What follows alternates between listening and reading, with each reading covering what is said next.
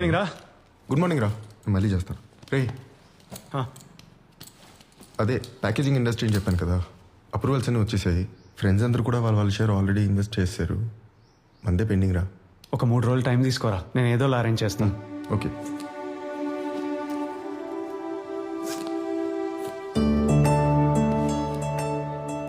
ఏం తాగుతున్నావు పొద్దున్నే? కాపీ.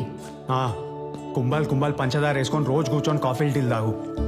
ఇంకా షుగర్లు బీపీలు తగ్గమంటే ఎక్కడి నుంచి తగ్గుతాయి? ఓ రన్నింగ్ చేయమంటే చేయవు, జిమ్లో జాయిన్ చేస్తే ఉండవు, యోగా ఛానల్ వేయమంటే వేయవు.